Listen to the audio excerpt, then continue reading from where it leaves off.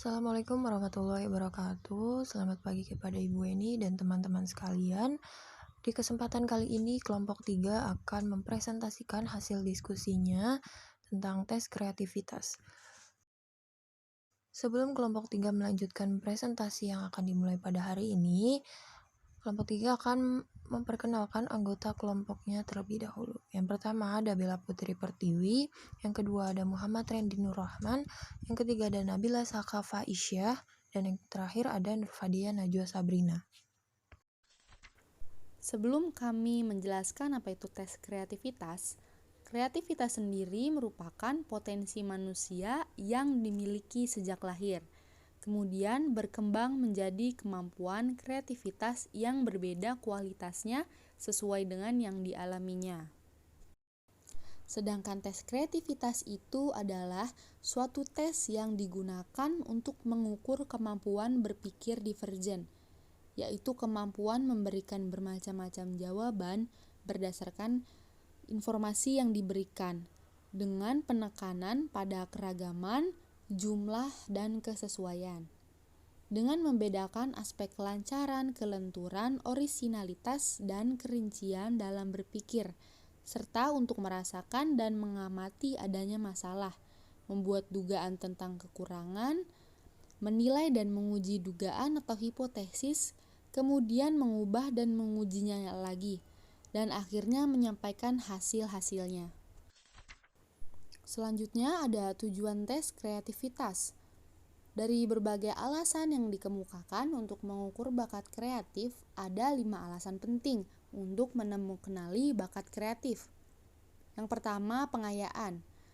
Tujuan utama tes kreatif adalah untuk mengidentifikasi bakat kreatif anak.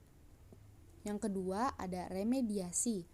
Alasan lain untuk melakukan pengukuran adalah untuk mengenali mereka yang kemampuan kreatifnya sangat rendah. Meskipun demikian, program remedial dalam kreativitas masih sangat langka. Yang ketiga, bimbingan kejuruan. Penggunaan tes kreativitas untuk membantu siswa memilih jurusan pendidikan dan karir pada tahap awal. Selain itu, informasi mengenai kemampuan ini berguna dalam menyarankan siswa mengikuti pendidikan dan kejuruan yang menuntut kemampuan kreatif. Tujuan tes kreatif yang keempat itu ada evaluasi pendidikan. Pendidik sering mengalami kesulitan untuk memutuskan apakah sekolah akan menggunakan program pengembangan kreativitas. Sayangnya, kurangnya evaluasi hasil pendidikan menyulitkan untuk menentukan efektivitas programnya. Dan yang kelima itu pola perkembangan kreatif. Pakar psikologi tertarik untuk mengetahui pola perkembangan kreativitas karena 2 alasan. Yang pertama, mereka ingin mengetahui perkembangan atau penurunan kreativitas pada berbagai tipe orang. Dan yang kedua, mereka ingin mengetahui apakah ada masa puncak di mana kreativitas sebaiknya dilatih. Kegunaan tes kreativitas. 1. Identifikasi anak berbakat kreatif. 2. Penelitian. 3. Konseling. Identifikasi anak berbakat kreatif. Tes kreatif sering digunakan untuk mengidentifikasi siswa berbakat kreatif untuk program anak berbakat intelektual. Kebanyakan program anak berbakat berasaskan bahwa siswa kreatif perlu diidentifikasikan dan kreativitas perlu diajarkan. Penelitian. Penelitian membantu kita memahami perkembangan kreativitas. Tes kreativitas dalam penelitian dapat digunakan dengan 2 cara. Pertama, untuk mengidentifikasi orang-orang kreatif dan membandingkan mereka dengan orang-orang biasa. Kedua, tes kreativitas dalam penelitian dapat digunakan untuk menilai dampak pelatihan kreativitas terhadap kekreatifan peserta. Konseling. Konselor atau guru BK di sekolah dasar dan menengah memerlukan informasi mengenai seorang siswa yang dikirim karena sikapnya yang apatis, tidak kooperatif, kurang berprestasi, atau karena masalah lain. Mungkin saja siswa itu sebetulnya kreatif, tetapi tidak tahan akan pekerjaan rutin yang baginya membosankan, sikap guru yang otoriter dan kurang memberikan kebebasan dalam ungkapan diri. Tes kreativitas dapat membantu konselor, guru, orang tua, dan siswa sendiri untuk mengenali dan memahami bakat kreatif siswa yang terpendam. Informasi ini memungkinkan guru untuk merancang kegiatan yang menantang dan menarik bagi siswa kreatif. Yang selanjutnya adalah pengembangan tes kreativitas, di mana dalam mengembangkan tes kreativitas ini terdapat 3 hal yang harus diteliti terlebih dahulu. Yang pertama adalah penyusunan butir tes kreativitas secara lengkap dari semua karakteristik kreativitasnya yang mengukur dimensi kelancaran berpikir, keluasan berpikir, keaslian berpikir, dan elaborasi ide. Yang kedua adalah tes kreativitas yang memenuhi validitas isi dan validitas konstruk. Dan yang ketiga adalah kreativitas yang memiliki nilai reliabilitas konsistensi internalnya memadai. Lalu di sampingnya adalah penilaian kreativitas, di mana penilaian kreativitas ini juga terdiri dari berbagai bentuk. Yang pertama adalah figural, di mana figural ini merupakan informasi mengenai produk baru yang dihasilkan dalam bentuk gambar. Figural juga terbagi atas auditory dan visual, di mana auditory ini merupakan informasi yang dirasakan dapat melalui pendengaran, dan visual yang dapat dirasakan melalui penglihatan.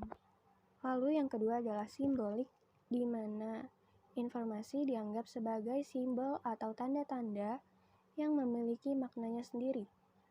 Misalnya, angka atau huruf dari suatu abjad. Yang ketiga adalah semantik, di mana informasi dapat dirasakan dalam kata-kata atau kalimat, baik lisan, tertulis, atau dalam pikiran. Yang keempat adalah behavioral, di mana informasi dianggap sebagai tindakan individu atau perorangan. Jenis-jenis tes kreativitas. Yang pertama adalah tes yang mengukur kreativitas secara langsung dengan teknik tes. Tes kreativitas verbal atau TKV, tes kreativitas figural atau TKF. Tes yang mengukur kreativitas secara langsung dengan teknik tes. Sejumlah tes kreativitas telah disusun, di antaranya tes dari Torrance untuk mengukur pemikiran kreatif. Terdapat 4 indikator berpikir kreatif yang diukur melalui tes Torrance, yaitu orisinalitas, fleksibilitas, kelancaran, dan elaborasi. Tes ini dapat digunakan mulai tingkat TK sampai perguruan tinggi yang mempunyai bentuk verbal dan bentuk figural. Tes terbaru yang sudah diadaptasi untuk Indonesia yaitu tes lingkaran atau circle test dari Torrance. Tes yang mengukur kreativitas secara langsung dengan teknik tes ini dibagi menjadi 2. Yang pertama, tes kreativitas verbal. Secara operasional, tes kreativitas verbal dirumuskan sebagai suatu proses yang tercermin dari kelancaran, keluasan, dan orisinal dalam berpikir. Tes kreativitas verbal disusun berdasarkan model struktur intelek dari Guilford dengan dimensi operasi berpikir divergen. Tes kreativitas verbal terdiri dari 6 subtes, yaitu permulaan kata, menyusun kata, membentuk kalimat 3 kata, sifat-sifat yang sama, macam-macam penggunaan, dan apa akibatnya. Lalu tes kreativitas figural. Tes kreativitas figural merupakan adaptasi dari circle test dari Torrance. Adapun perbedaan penilaian tes kreativitas figural dengan verbal, yaitu selain mengukur aspek kelancaran, keluasan, dan orisinalitas, tes kreativitas figural juga mengukur aspek elaborasi, yaitu menambahkan, melengkapi, atau mengembangkan suatu bentuk agar menjadi lebih variatif dan menarik. Tes kreativitas figural merupakan tes dengan cara melengkapi, menambahkan, atau mengembangkan suatu bentuk melalui coretan-coretan yang berupa gambar. Tes ini dilakukan dengan penyelesaian yang singkat. Sebagai contoh yaitu 10 menit, dapat diberikan dalam kelompok dan materialnya sangat sederhana. 2. Tes yang mengukur unsur-unsur kreativitas. Kreativitas merupakan suatu konstruk yang multidimensional, terdiri dari berbagai dimensi, yaitu dimensi kognitif atau berpikir kreatif, dimensi afektif atau sikap dan kepribadian, dan dimensi psikomotor atau keterampilan kreatif. Masing-masing dimensi meliputi berbagai kategori, seperti misalnya dimensi kognitif dari kreativitas berpikir divergen mencakup antara lain kelancaran, kelenturan, dan orisinalitas dalam berpikir, kemampuan untuk merinci atau kolaborasi, dan lain-lain. Tes ini diadaptasi dari Creative Attitude Survey yang disusun oleh Sever untuk siswa SD dan SMP yang dilakukan dalam waktu 15 menit dengan pilihan jawaban ya atau tidak. 3. Tes yang mengukur ciri-ciri kepribadian kreatif. Tes ini memiliki 4 ciri. Yang pertama, tes mengajukan pertanyaan. Yang kedua, tes risk-taking. Yang ketiga, tes figure preference. Dan yang keempat, tes sex role identity. 4. Pengukuran bakat kreatif secara tidak langsung dengan teknik non-tes. Dalam tes ini, upaya mengatasi keterbatasan tes tertulis untuk mengukur kreativitas dirancang beberapa pendekatan alternatif. Yang pertama, daftar periksa atau checklist dan kuesioner. Alat ini disusun berdasarkan penelitian tentang karakteristik khusus yang dimiliki pribadi kreatif. Yang kedua, daftar pengalaman. Teknik ini menilai apa yang telah dilakukan seseorang di masa lalu. 5. Pengamatan langsung terhadap kinerja kreatif. Dengan mengamati bagaimana orang bertindak dalam situasi tertentu, nampaknya merupakan teknik yang paling absah, karena observer dapat mengamati secara langsung kegiatan yang dilakukan oleh individu, sehingga mengetahui tingkat kreativitas dari individu tersebut. Tetapi pengamatan ini dapat memakan waktu dan dapat pula bersifat subjektif. Faktor-faktor yang mempengaruhi tes kreativitas. Yang pertama adalah faktor eksternal yang meliputi faktor lingkungan keluarga, di mana memiliki keluarga yang harmonis dan demokratis ini dapat mendorong individu untuk mengekspresikan diri tanpa merasa adanya tekanan dan hambatan. Yang kedua adalah faktor lingkungan sekolah, di mana sekolah sebagai lingkungan kedua setelah keluarga harus memiliki suasana dan kondisi yang baik untuk menentukan kreativitas individu itu dapat berkembang. Lalu yang ketiga adalah faktor lingkungan masyarakat. Lingkungan masyarakat bersifat heterogen dan memiliki kultur yang berbeda. Lingkungan yang tidak kondusif dapat mengakibatkan individu tidak dapat berkembang tingkat kreativitasnya. Faktor yang kedua adalah faktor internal, di mana faktor internal ini meliputi jenis kelamin, di mana jenis kelamin ini berpengaruh terhadap kreativitas. Karena biasanya anak lelaki cenderung lebih besar kreativitasnya daripada anak perempuan, terutama setelah masa kanak-kanak. Hal ini itu disebabkan karena adanya perbedaan perlakuan antara anak laki-laki dan perempuan. Karena biasanya anak lelaki dituntut untuk lebih mandiri sehingga dapat berani mengambil resiko dibanding anak perempuan. Lalu selanjutnya adalah urutan kelahiran. Anak sulung, anak tengah, dan anak bungsu biasanya memiliki tingkat kreativitas yang berbeda.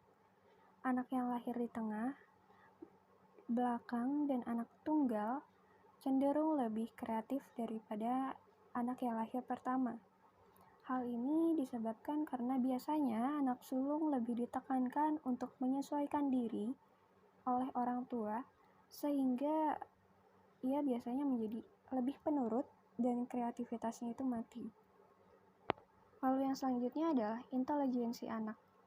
Anak yang intelijensinya tinggi pada setiap tahapan perkembangan cenderung menunjukkan tingkat kreativitas yang lebih tinggi dibanding anak yang tingkat intelijensinya rendah.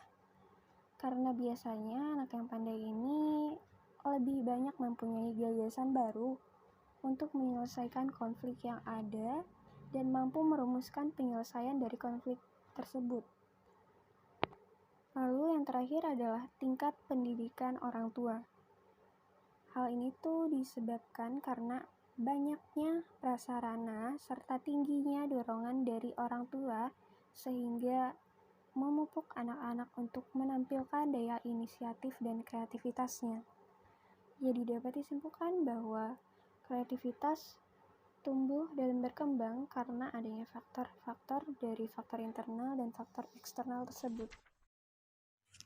Baik, pada slide kesimpulan ada tes kreativitas merupakan serangkaian tes yang dilakukan untuk mengukur kemampuan individu dengan membedakan aspek kelancaran, kelenturan, orisinalitas, dan kerincian dalam berpikir. Sehingga dengan melakukan suatu tes kreativitas, individu menjadi mengetahui kemampuan baru yang ada pada dirinya yang sebelumnya tidak diketahui.